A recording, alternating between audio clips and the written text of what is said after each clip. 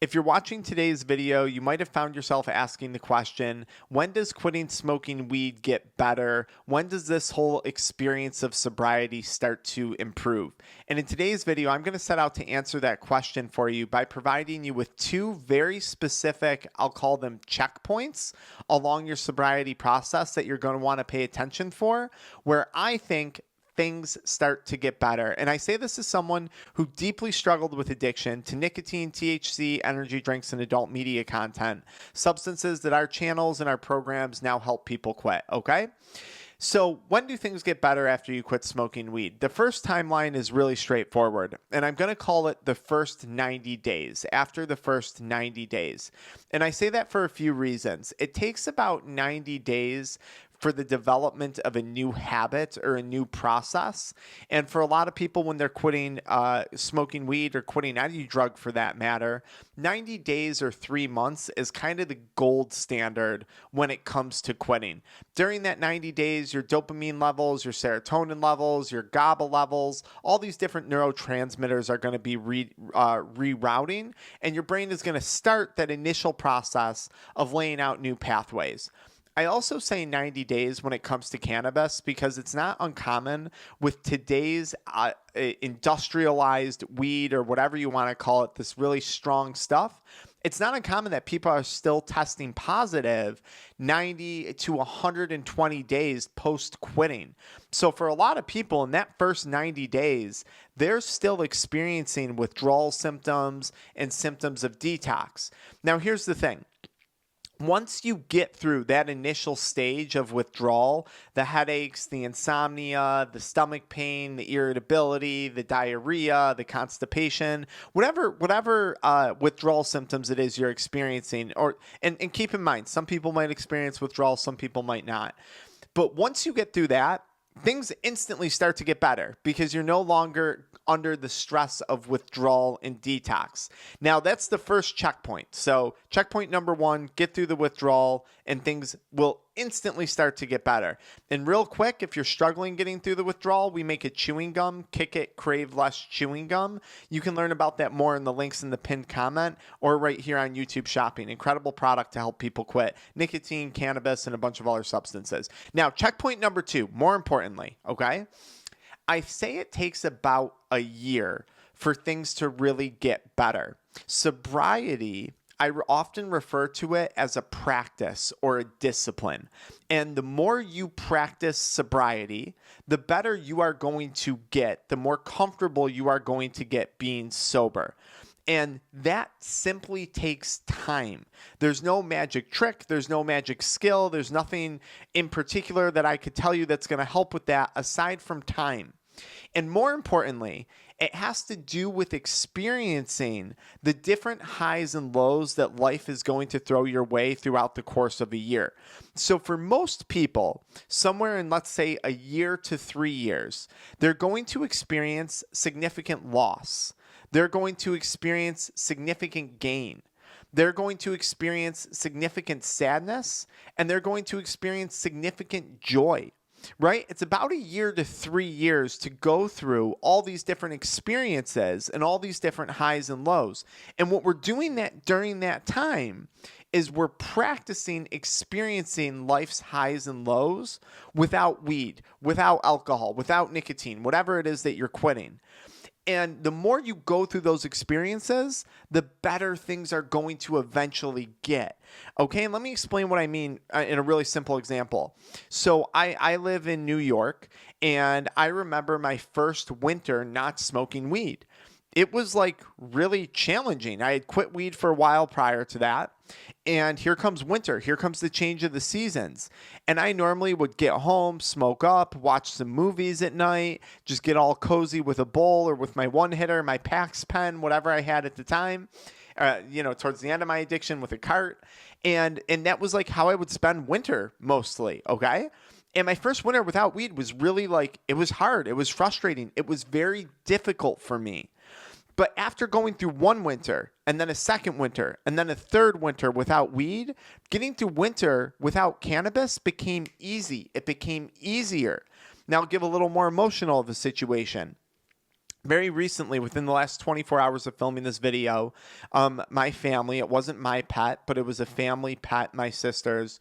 She lost her pet. Her pet died, and it was very traumatic and a horrible, horrible thing, okay, for everyone in the family, myself included. And I have experienced the loss of pets before. I've experienced the loss of loved ones before with grandparents and other people in our family, sadly, okay? And I've experienced death under the influence of substances, cannabis, binge drinking, adult media content, nicotine 24/7. And I've now experienced loss sober. And it's not easier. Loss is never easy, right? The death of our family dog many, many years ago is just as painful as the death of the family dog is today, okay? The loss of a grandparent or a family member is just as painful as it was years ago as it is today when I experienced something like that, okay? But it's easier sober now, okay? And I don't mean the event itself is easier.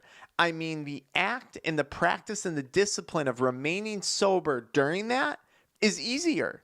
And that's simply because of time and experience. I've now experienced multiple sad things, multiple tragic events over the last 10 years that I've been sober. And each year I've gotten better and better and better at managing those things without weed, without a substance. So that's what I mean by it got easier. You practice doing something over and over and over again. In this case, the something is simply not smoking weed during the experience.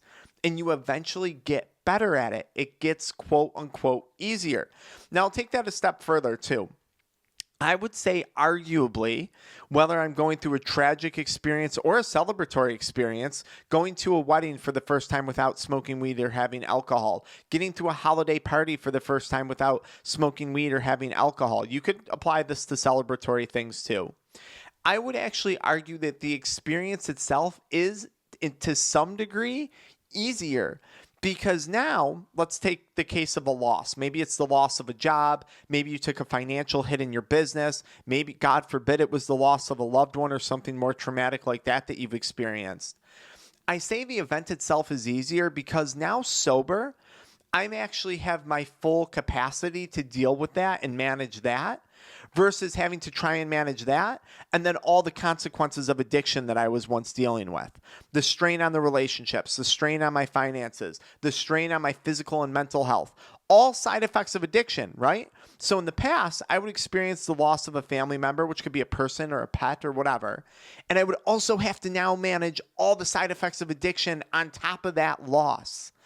And that's a lot to try and manage those two things. That's a lot for the brain to try and process. Now I can say with confidence, looking back 9+ years sober, saying, hey, although that event is equally tragic or equally challenging, I'm actually much better equipped to handle it now just because I'm not having to juggle all the BS that comes with addiction at the same time. And look, this isn't that I learned some special coping skills to deal with life. Like we talk about this a lot. Like you got to improve your coping skills and you got to improve this and you got to improve that. Like, yes, but also no. Like the reality is I've just gone through a bunch of different things. And I say it takes about 1 year to 3 years to experience a variety of life's highs and life's lows. And you go through these experiences and they're somewhat repetitive, right? Job win, job loss, job win, job loss. Relationships up, relationships down, relationships up, relationships down. Everyone's healthy, people are sick. Everyone's healthy, people are sick. It's 1 year to 3 years to experience that. But once you go through it again and again and again and again, you get better at it. You just become better equipped at handling things. And the more times you go through those things again and again and again sober, you become better equipped to managing it sober. So there's 2 timelines. Timeline number 1 is the first 90 days, and it's basically you just got to get through the withdrawal and the detox if that's something that you wind up experiencing. And if you're struggling with it, by all means, check out our chewing gum. The 90-count bottle is meant to get you through a month. The 3-pack bottles are meant to get you for the first 3 months, the first 90 days. We also have a trial size 30-count bottle, which will get you through the first 2 weeks. It's about 2 weeks, they say, for your body to start making its own endocannabinoids again. That's the first timeline after you quit. quit. That's the first timeline. Second timeline, a year to 3 years. You just have to experience the events that life throws your way, and you have to experience them sober. And if you can remain steady in the practice and discipline of sobriety, you're eventually going to get better at it. And as you get better at it, it gets a lot easier. I can assure you that. And I'm making today's video literally because of an event that my family just experienced within the last 24 hours. And I was able to really reflect on it and say, although this is a tragedy, I'm objectively and subjectively handling it 1,000 times better than I was in the past. So I hope this video helps you out. Now, if you enjoyed today's video, we have our supplements. We have free PDFs and handouts that I put, free 90-page workbook on how to quit smoking weed with the links in the pinned comment and the links in the video description. And look, we have our Addiction Mindset School community. It's $27 a month. I have group calls and I interact with the group just like this, but live on Zoom where we can work with each other. I talk to you privately in the DMs inside the group community. Join for a month. Join for 3 months. Join for a day. Talk to me. Cancel your membership and be on your way. It's $27 a month, guys. And the more people we have in that group community, the more accountability, support, and just, I don't know, overall camaraderie we have. It just makes for a better group when we have more people. And yes, of course, I make money when there's more people in it, but you know, we use the money to run the channel and run programs and things like that. So, all right, guys, I hope this helps you out. If you don't want to check out any of that stuff, just follow me into the next video where I talk about an actual timeline for quitting smoking weed. Maybe that's what you're more interested in. Until next time.